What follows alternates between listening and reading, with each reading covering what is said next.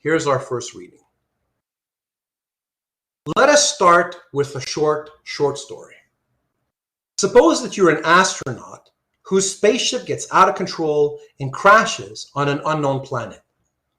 When you regain consciousness and find that you are not hurt badly, the first three questions in your mind would be, where am I? How can I discover it? What should I do? You see unfamiliar vegetation outside. There's air to breathe. The sunlight seems paler than you remember it and colder. You turn to look at the sky, but stop. You're struck by a sudden feeling. If you don't look, you won't have to know that you are, perhaps, too far from the earth and no return is possible.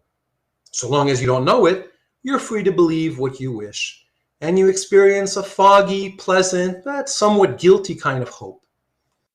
You turn to your instruments. They may be damaged. You don't know how seriously, but you stop, struck by a sudden fear. How can you trust these instruments? How can you be sure that they won't mislead you? How can you know whether they will work in a different world? You turn away from the instruments. Now you begin to wonder why you have no desire to do anything. It seems so much safer just to wait for something to turn up somehow. It's better, you tell yourself, not to rock the spaceship. Far in the distance, you see some sort of living creatures approaching. You don't know whether they're human, but they walk on 2 feet. They, you decide, will tell you what to do. You're never heard from again. This is fantasy, you say? You wouldn't act like that, and no astronaut ever would? Perhaps not. But this is the way most people live their lives here on Earth. 3 questions underlie man's every thought, feeling, and action, whether he's consciously aware of it or not. Where am I? How do I know it? And what should I do? By the time they're old enough to understand these questions, people believe that they know the answers. Where am I? Say, in New York City. How do I know it? It's self-evident. What should I do? Here, they're not too sure, but the usual answer is whatever everybody does. The only trouble seems to be that they're not very active, not very confident, not very happy, and they experience at times a causeless fear and an undefined guilt which they cannot explain or get rid of. They've never discovered the fact that the trouble comes from the 3 unanswered questions, and that there is only one science that can answer them: philosophy. Philosophy studies the fundamental nature of existence, of man, and of man's relationship to existence. As against the special sciences, which deal only with particular aspects, philosophy deals with those aspects of the universe which pertain to everything that exists. In the realm of cognition, the special sciences are the trees, but philosophy is the soil which makes the forest possible. Philosophy would not tell you, for instance, whether you are in New York City or in Zanzibar, though it would give you the means to find out. But here is what it would tell you. Are you in a universe which is ruled by natural laws and therefore is stable, firm, absolute, and knowable? Or are you in an incomprehensible chaos, a realm of inexplicable miracles, an unpredictable, unknowable flux which your mind is impotent to grasp?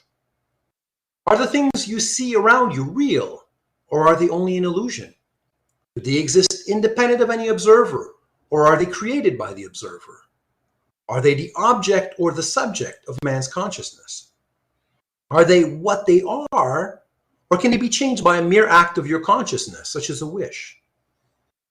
The nature of your actions and of your ambition will be different according to which set of answers you come to accept.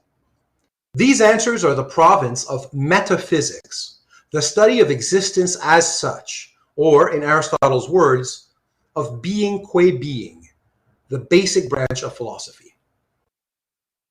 No matter what conclusions you reach, you will be confronted by the necessity to answer another corollary question. How do I know it? Since man is not omniscient or infallible, you have to discover what you can claim as knowledge and how to prove the validity of your conclusions. Does man acquire knowledge by a process of reason, or by sudden revelation from a supernatural power? Is reason a faculty that identifies and integrates the material provided by man's senses? Or is it fed by innate ideas implanted in man's mind before he was born? Is reason competent to perceive reality? Or does man possess some other cognitive faculty which is superior to reason? Can man achieve certainty? Or is he doomed to perpetual doubt? The extent of your self-confidence and of your success will be different according to which sets of answers you accept. These answers are the province of epistemology, the theory of knowledge, which studies man's means of cognition. These two branches, metaphysics and epistemology, are the theoretical foundation of philosophy. The third branch, ethics, may be regarded as its technology. Ethics does not apply to everything that exists, only to man, but it applies to every aspect of man's life. His character, his actions, his values, his relationship to all of existence. Ethics, or morality, defines a code of values to guide man's choices and actions, the choices and actions that determine the course of his life. Just as the astronaut in my story did not know what he should do because he refused to know where he was and how to discover it, so you cannot know what you should do until you know the nature of the universe you deal with, the nature of your means of cognition, and your own nature. Before you come to ethics, you must answer the questions posed by metaphysics and epistemology. Is man a rational being, able to deal with reality? Or is he a helpless blind misfit, a chip buffeted by the universal flux? Are achievement and enjoyment possible to man on earth, or is he doomed to failure and distaste? Depending on the answers, you can proceed to consider the questions posed by ethics. What is good or evil for man, and why? Should man's primary concern be a quest for joy, or an escape from suffering? Should man hold self-fulfillment or self-destruction as the goal of his life? Should man pursue his values, or should he place the interests of others above his own? Should man seek happiness or self-sacrifice? The answers given by ethics determine how man should treat each other, and this determines the fourth branch of philosophy, politics, which defines the principles of a proper social system. As an example of philosophy's function, political philosophy will not tell you how much ration gas you should be given and on which day of the week. It will tell you whether the government has the right to impose any rationing on anything.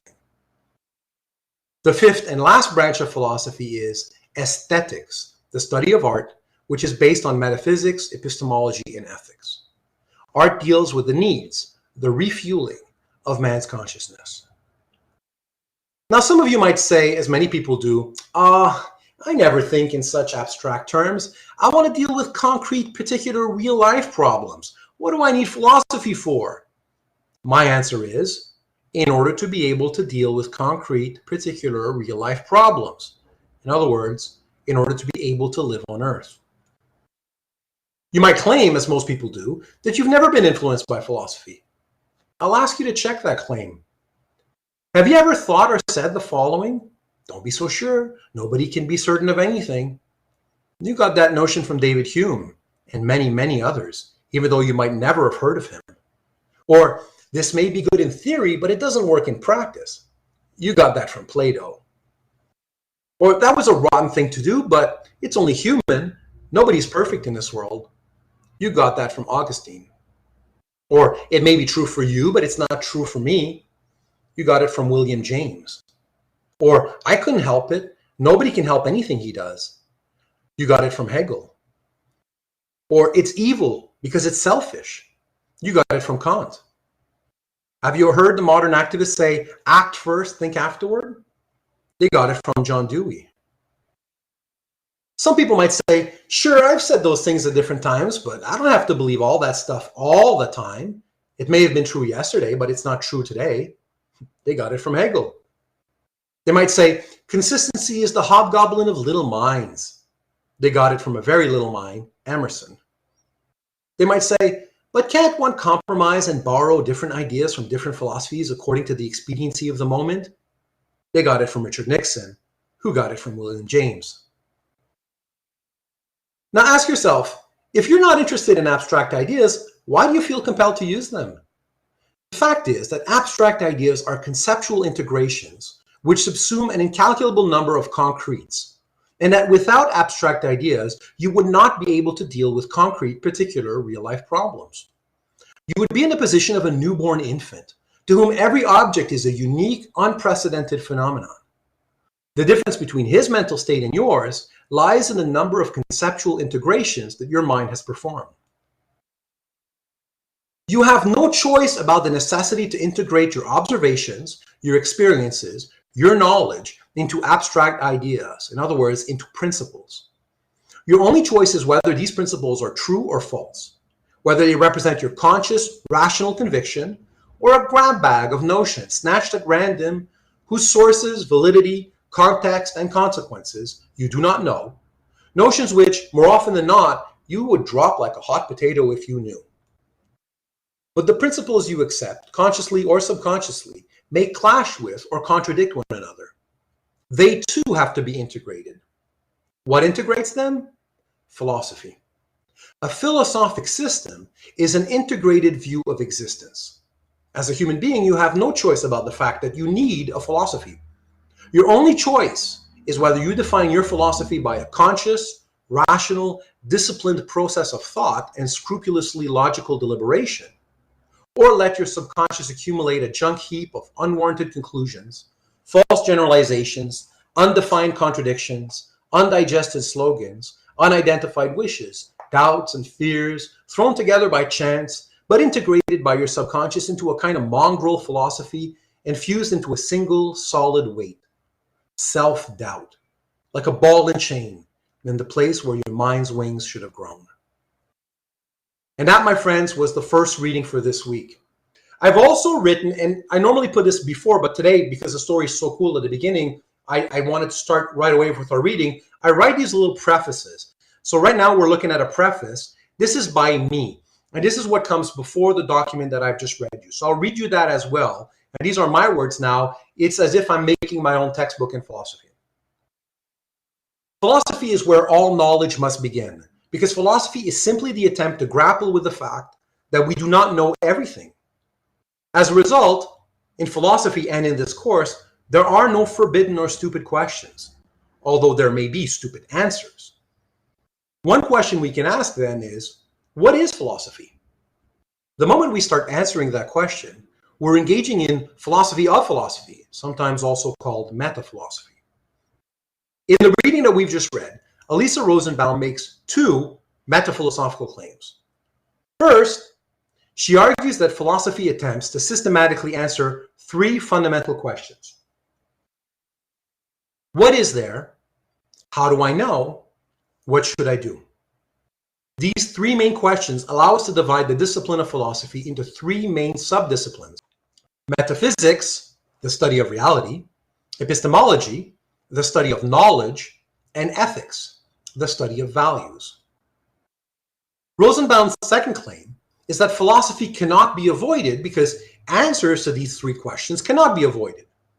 The moment you wake up in the morning and put your feet on the floor, your actions show that you implicitly rely on some more or less well-defined account of the world you find yourself in, how you come to know that world, and what you should do. Now, we each inherit our first philosophical outlook, in other words, our first metaphysics, epistemology, and ethics, from our parents and our surrounding culture. But since we inherit that outlook before our critical faculties develop, and since the humans around us are as open to the possibility of error as we are, there's no guarantee that our initial worldview is correct, in whole or in part. So given philosophy's fundamental and inescapable nature, Rosenbaum concludes that the most reasonable approach is to take charge of one's philosophical commitments by actively checking for errors in one's belief. In a way, this has already begun. As a mature and maturing human, you've already started asking the question, why? Kyong, weishama, pourquoi? And looking for answers. You probably do this on and off, but why not take that curiosity seriously and train yourself to do it even better? Engaging in explicit philosophical reflection will not magically solve all of life's problems, but it will give you the best chance to experience a rewarding life that fits the rational animal that you are. To those who would evade that task by saying, "But I'm not rational," the proper reply is that only a rational creature has the ability and luxury to make such pronouncements. Thus, the demand, "Give me a reason for why I should give reasons," essentially answers itself.